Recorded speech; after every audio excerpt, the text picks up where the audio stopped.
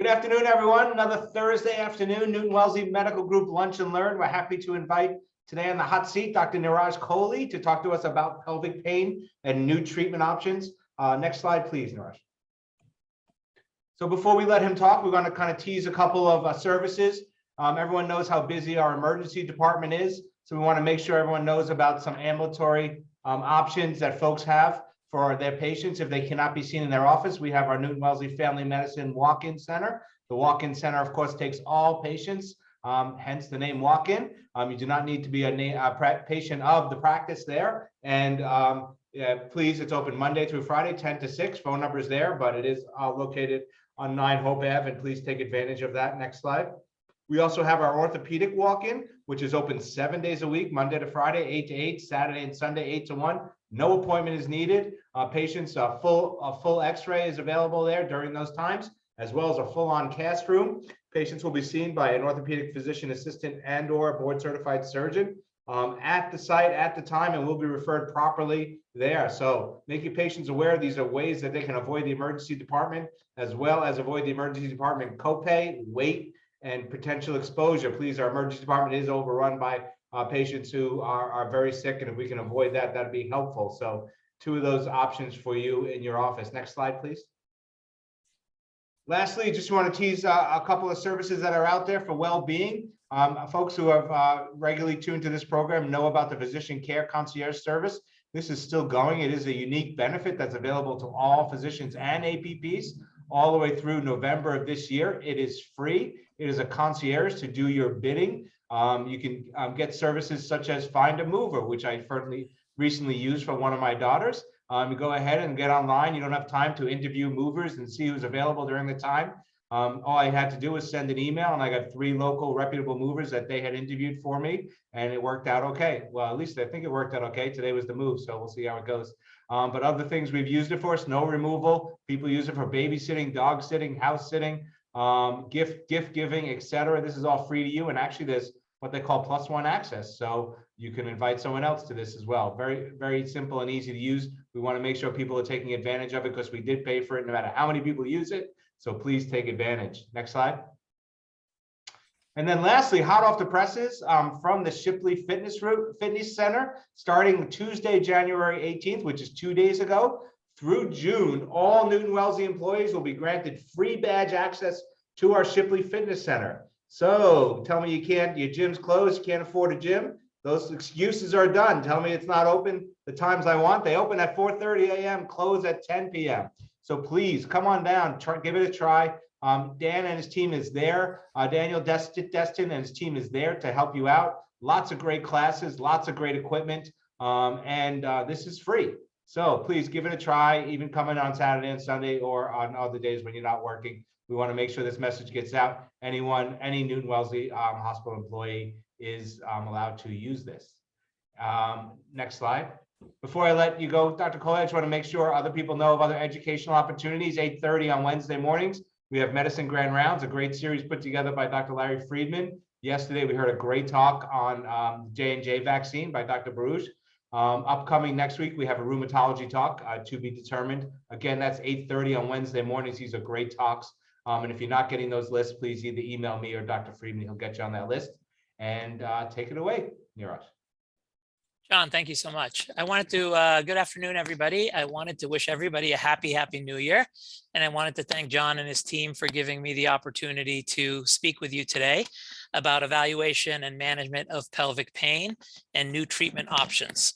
I think pelvic pain is something that touches all of us in terms of its impact on patients. Before talking about pain, I'd like to just introduce again our team, Boston Urogynecology. We're on 70 Walnut Street, right around the corner from the hospital. Always available to you. The office numbers here, as well as my personal cell phone, if any of you want to reach out to me. I wanted to thank my excellent staff, including Sarah Friel, who's our office manager. Many of you probably know her from her time at Newton-Wellesley. My physician assistant, Kristen, and my medical assistants, Sandra and Candace, who have had lots of deep experience and expertise in the treatment of urogynecologic conditions. No disclosures to report.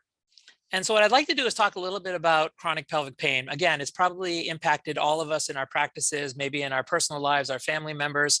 It's defined as a 6-month history of pelvic pain. 15 to 20% of all women suffer from chronic pelvic pain, and it's not exclusive just to women. It can happen in men as well, although our focus today will be on female pelvic pain. Having said that, about 10 million women in this country get affected by pelvic pain. Sadly, only 1/3 of patients seek care, and only 20% of chronic pelvic pain actually has a gynecologic origin.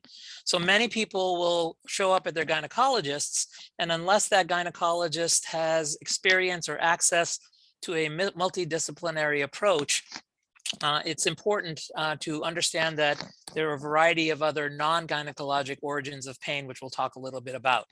The sad part is, on average, 2.5 years average is the delay in diagnosis in terms of making the correct diagnosis for the patient and starting them on an adequate treatment plan.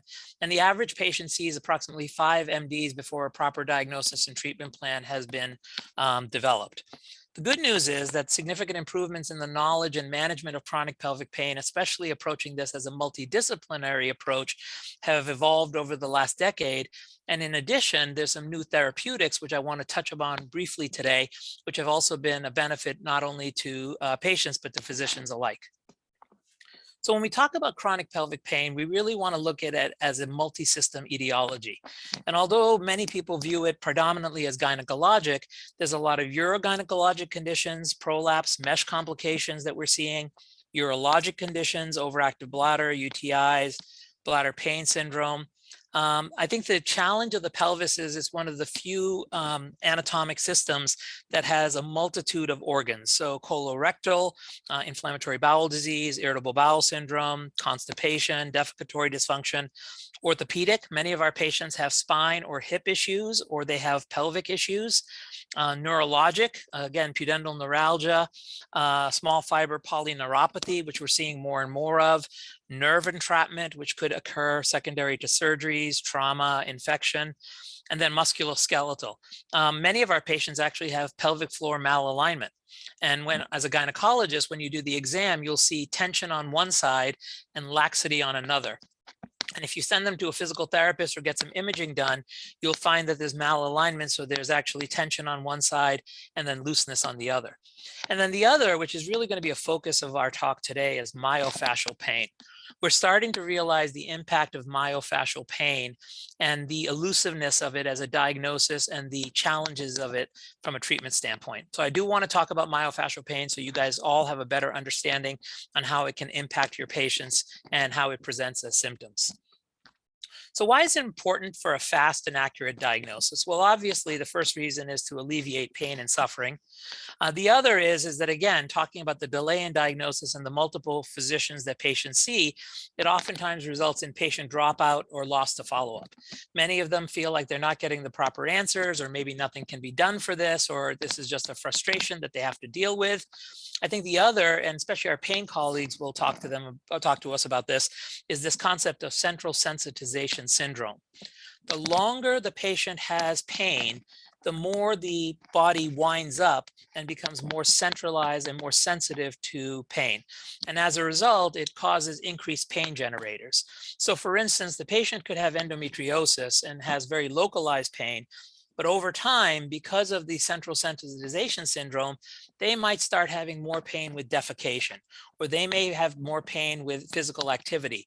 It's something that evolves. And the longer it takes to diagnose and address the pain, the higher chance and the more severe the central sensitization syndrome can become.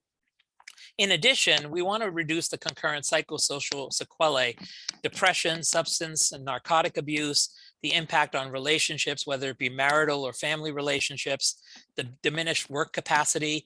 Patients with chronic pelvic pain have up to a 45% decreased work capacity, and that's especially important currently in terms of COVID and the economy and such.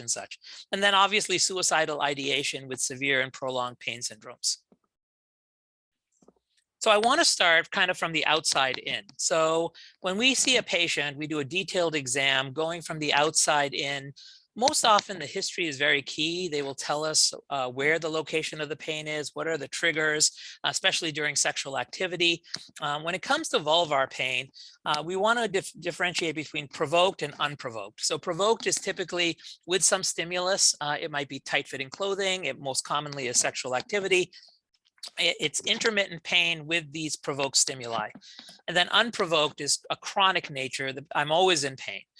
There's multiple etiologies to vulvar pain. Vulvodynia is a very common, but really not a diagnosis. So I tell my patients that vulvodynia literally means pain in the vulva. And so it's not an actual diagnosis. It's actually, we've ruled out other etiologies, and the diagnosis of default is vulvodynia. We want to look at infectious etiologies, dermatosis, most commonly lichen sclerosis, vaginal atrophy can cause it, neoplasms, trauma, and then again, myofascial pain. The interesting part about myofascial pain is from the vulva to the apex of the vagina, everything is connected in kind of a neuromuscular chain. So at any given time, if one component of that chain is tender or painful, it can transmit those symptoms and that pain to the other portions of the chain. Now, why is that important? Well, if a woman is coming with vulvar pain, but it's a sequelae of the deep myofascial pain of the pelvic floor, you want to treat the root cause. And many people get caught up in saying, oh, I'm going to treat the vulva, whereas the real root cause is the myofascial pain of the pelvic floor. The vulva can also have myofascial components as well. And so again, symptoms, a history, and exam are really the key in trying to find out what's going on. So just in talking about what are the treatment options for vulvar pain, lichen sclerosis is fairly obvious in terms of appearance, but I always tell patients that you should get a biopsy to confirm. And the reason being is similar to endometriosis, which can be a great imposter. It may look like endometriosis, but it might be something else. So I really am hesitant to treat any patients with lichen sclerosis unless they have a culture confirmed biopsy. I've seen many patients who have been on years of steroids, had never gotten a culture. And when we cultured the area, it wasn't lichen sclerosis, it was something else. So I do think that a biopsy is key before committing a patient, especially to a chronic therapy. And traditionally, we've always used steroids, behavioral changes, pelvic floor PT can be very effective. Some of the newer data is suggesting that fractional CO2 laser is equally as effective and has a higher patient compliance and patient satisfaction rate.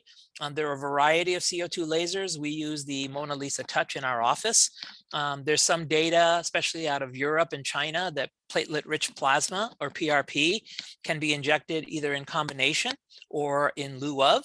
Our approach to these newer therapies is that if we can treat you with traditional therapies and you get a good response, then that's the way we should do it. There's insurance coverage, there's data supporting use, the treatments are generally easily accessible, but there are a fair number of patients, and that's why we started looking at these innovative therapies that have refractory symptoms, can't tolerate the traditional therapies, or just have not had a great experience with them. And for those, we oftentimes will offer some of these newer technologies. Genitourinary syndrome of menopause or vaginal atrophy is very common, as we all know. Traditional therapy has always been topical estrogen, moisturizers, natural lubricants. We're very conservative in the Northeast, whereas many patients would be candidates for estrogen, especially topical estrogen around the country. In the Northeast, our patients and our physician colleagues typically are much more conservative. And in general, for those patients who can't tolerate or haven't had a good effect to vaginal estrogen, we oftentimes will use prasterone, which the trade name is Interosa. It is actually the precursor to estrogen and testosterone. So it's the precursor molecule that our body converts to estrogen and testosterone. And why this is really nice is two reasons. One is it will give women testosterone, which is a very important hormone, but many of us in our gynecologic training, we're not trained how to use testosterone. And therefore dosage is difficult, administration is difficult. In addition, for those people who are concerned about exogenous estrogen use, This is giving the body the natural precursor who then converts it naturally. So you don't have to worry about high doses or high side effects. And it's a nice technique for those patients who are failing topical estrogen.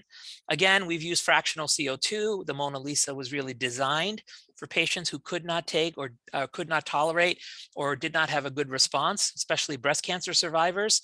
And therefore, it's a good substitute for topical estrogen for atrophy. Again, Vulvodynia, when I trained with Mickey Baggish in Cincinnati.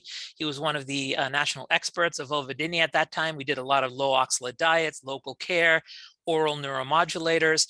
The newer therapy, again, we start using topical ABG, amitriptyline, baclofen, gabapentin creams, and that can help quite a bit. Much better than lidocaine, which is more of a symptomatic treatment. There's some new data suggesting radiofrequency therapies, as well as Botox injections, although off-label, have been used very effectively to neuromodulate some of these symptoms. And again, that myofascial component, which we're going to talk about in more detail, traditionally has been pelvic floor PT and vaginal dilators. We now are using compounded vaginal suppositories, either with Valium or gabapentin or baclofen. Occasionally, we'll add ketamine to those suppositories.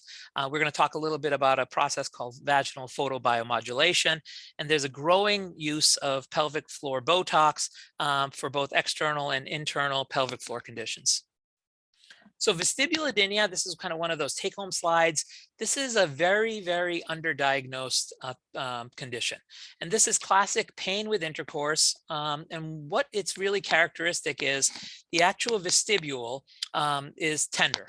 And so you take a small Q-tip, you actually touch the inside of the vestibule in this area, and literally the patient will jump. And sometimes she'll say that it's more predominant on one side versus another. Sometimes she'll say it's more predominant in the posterior fourchette, but it doesn't take a lot of pressure on a Q-tip to see that this basically is very, very tender. What this then relates to is she tightens up during intercourse, and as a result develops a degree of myofascial pain and also central sensitization. In general, the etiology is variable. We're seeing a lot of women who, even if they were on short-term oral contraceptives, it's created a shutdown of the hormonal axis, and they have a lack of estrogen and testosterone in this area, which then translates into decreased mucin and increased sensitivity and decreased lubrication. It can be neuroproliferative, and that means there's a hyper sensitivity of the nerves in this area. And then again, it could be myofascial. So if the patient has trigger points on vaginal exam, that could be radiating to the vestibule. So the treatment options, hormonal, we oftentimes again use prasterone. The testosterone component really is very effective in these patients. We will typically give them a nightly suppository for 8 weeks and then reevaluate. We have used PRP and CO2 laser. Erwin Goldstein, who is a female urologist based in San Diego, used to be the head of sexual medicine at Boston Medical Center, has published 2 good trials in the AUA literature that shows that CO2 laser can be very effective in these patients. We always start with traditional therapy, physical therapy, and vaginal dilators. The challenge with PT and dilators in some of these patients is that they're just too uncomfortable and they can't tolerate it. We have found an 80% success rate with our combination of PRP and CO2. One of my favorite stories is we just saw a young patient, she's in her 30s, who was trying to conceive, couldn't because of this condition. She did the laser and the CO2 about a year ago. She subsequently got pregnant and came in with her baby just to let us know how good of a job we did. So it is challenging, it's underdiagnosed, but there are effective treatment options. So vaginal pain, the first thing we think of, especially in a postmenopausal woman, is genitourinary syndrome of menopause. It used to be called vulvovaginal atrophy.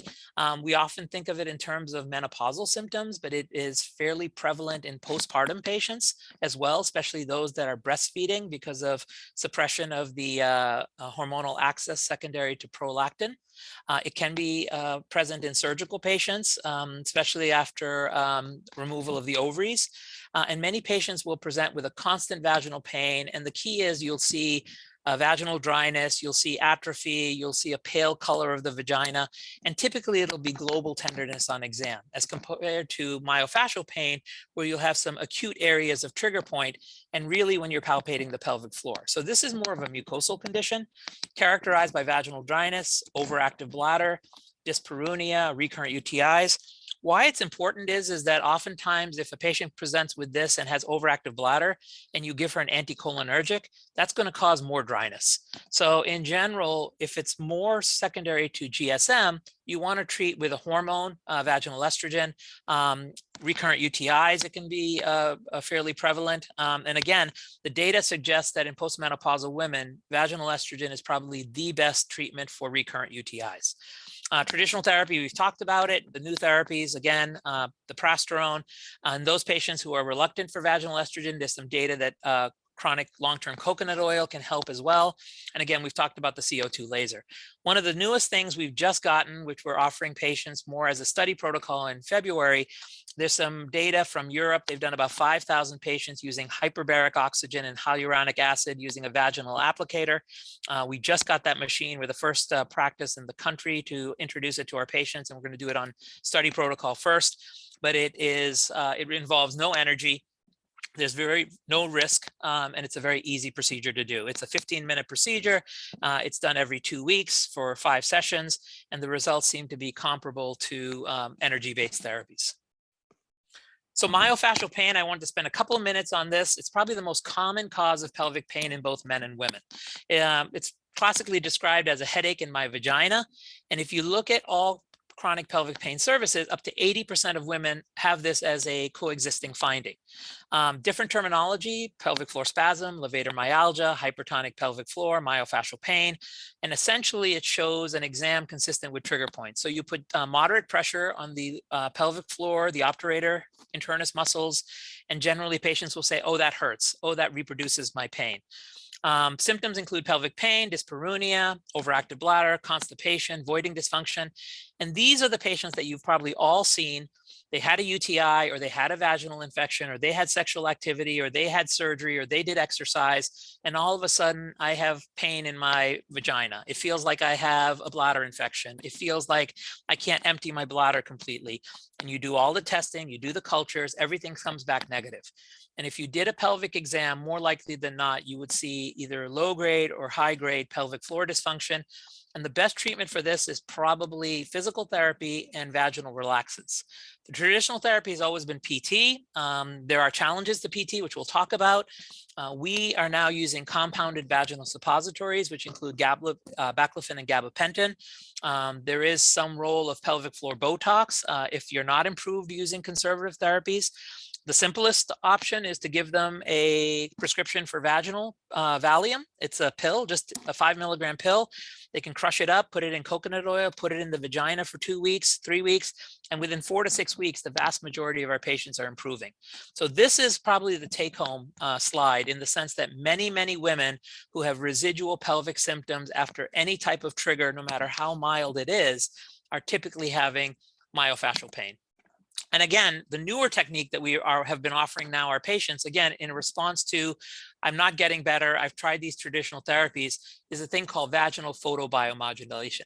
Now, photobiomodulation has been around for decades. It's based on NASA technology, using a cold laser to actually improve muscle function. And our physical therapy colleagues have been using it all over the body for many, many years.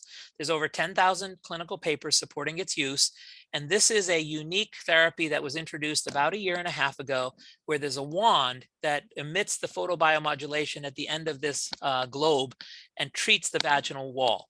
And so those patients, we always start with suppositories, and those patients who continue to have significant pain, we will refer them to for solar therapy, which is this photobiomodulation. And what it does is it improves mitochondrial activity and decreases inflammation and the cytokines associated with transmission of pain. It also actually relaxes the muscles by releasing nitric oxide and improves clearance of the inflammatory processes. And then finally, it actually improves blood flow. It does something very similar to vaginal estrogen, but it does it more on the mechanical level.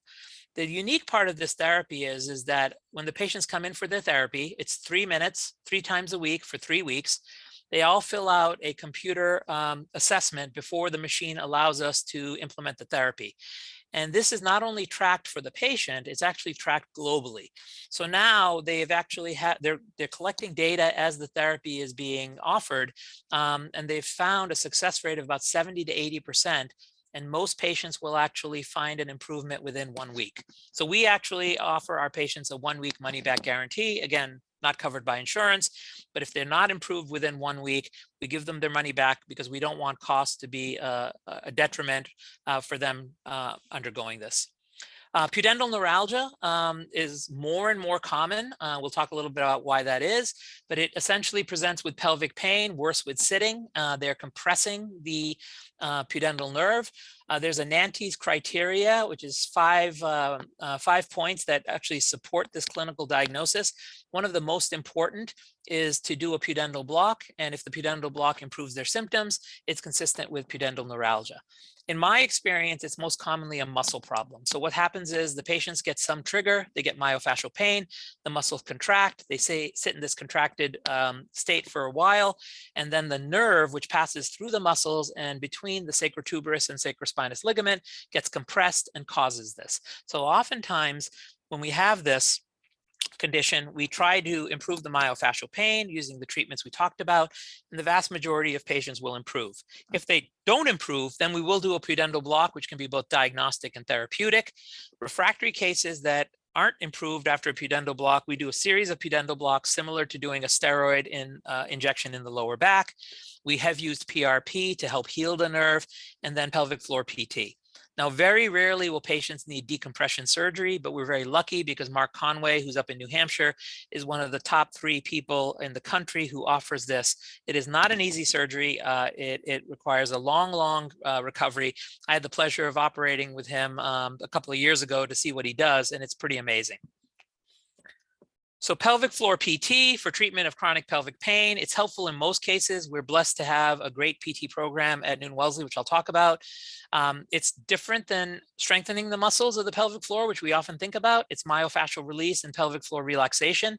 You do need a qualified and experienced pelvic floor PT. Not all PTs do pelvic floor, and even fewer do myofascial and pelvic pain. Our philosophy is we don't use PT for acute and severe components because it's hard for the patients to tolerate PT. We calm them down, we quiet them down with acute therapies, and then send them to PT for chronic and maintenance therapy. And a lot of that will be a vaginal wand using at home and a lot of education. The real challenges become access and patient compliance. Right now, to get into a pelvic floor PT is approximately 8 to 12 weeks in the Boston area. So the impact of COVID, I think we've had decreased access to specialists and ancillary services, higher rates of stress, depression, social isolation. We've seen more and more pudendal neuralgia. I think predominantly, one, because we use mesh in the vagina, which can cause it. That has reduced in the last few years, but also it's the Peloton phenomenon. It's the biking. Biking is probably one of the highest risk factors for pudendal neuralgia because it puts a lot of pressure on the pudendal nerve. And then also increased dyspareunia. More people are staying at home, that winter sex effect where they're staying at home because of COVID, having more marital relations, and as a result, causing dyspareunia. I just wanted to close. One, I wanted to thank, it takes a village and we can't do this alone. We are so blessed to have an amazing set of resources at Newton-Wellesley, which I think is unparalleled in terms of even the academic hospitals in New England. The Newton-Wellesley Pain Service is led by Dr. Baraval. She's got a great team of fellow pain doctors, nurse practitioners. Their multidisciplinary approach includes psychologists, pain specialists, dietitians. Rebecca Stevenson is a world-class physical therapist who kind of does the female pelvic floor PT for Newton-Wellesley. She was my colleague when I was at the Brigham. She left and has brought a great program here. We also work closely with Dr. Isaacson's group at MIGS. Megan Loring used to be the point person for the Pain Collaborative. Peter Movella is now stepping up and doing a great job. And then we do our work on the Urogyne side. We have this Newton-Wellesley Pain Collaborative. We meet on a regular basis. In fact, our monthly meeting is this afternoon. We discuss science, we discuss new therapies, we discuss challenging patients, and we create a better integration and education for everybody. And I'm very proud of that program. So any patient you send to any one of us in this system will get the right resources. So just to kind of finish up, chronic pelvic pain is common and underdiagnosed.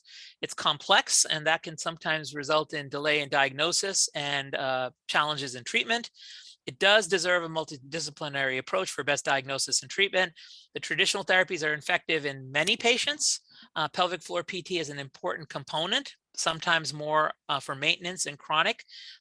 New innovative options are emerging for these refractory patients. And I wanted to thank you all for your support and your time. Thanks so much. What a great talk.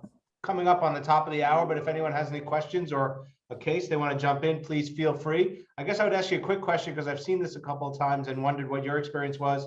The systemic effects of some of the newer topical treatments you're using, those suppositories, and you also mentioned ketamine as well. I wondered if you guys, and I see Ante is on this call as well, if you guys have had a lot of experience with getting some of the systemic effects when you're using those the newer topical treatments, the suppositories.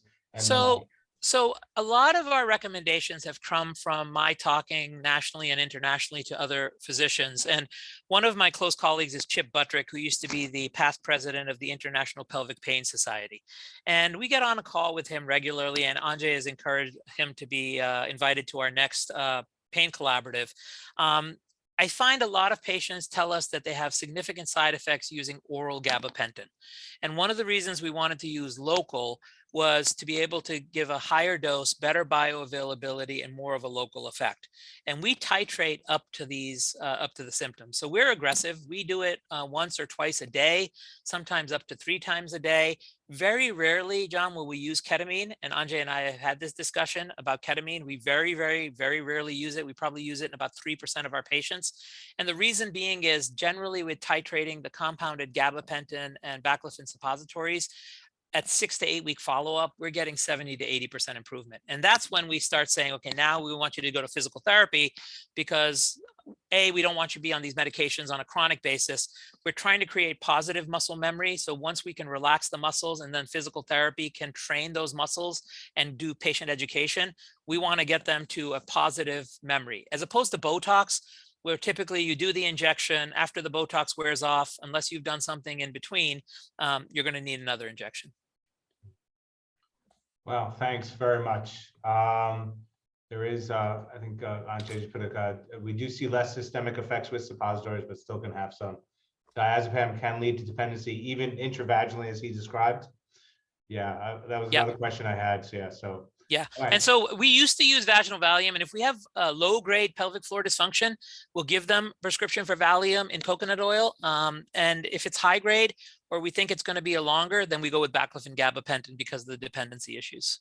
Do you find it hard to get a compounding pharmacy to make those suppositories for you, or you use the local guys around here? So we don't. So we were using one compounding pharmacy, and we found that their prices increased significantly. We shopped around, and the best rates we're getting currently, and if it changes, I'll let you know, is Acton Pharmacy.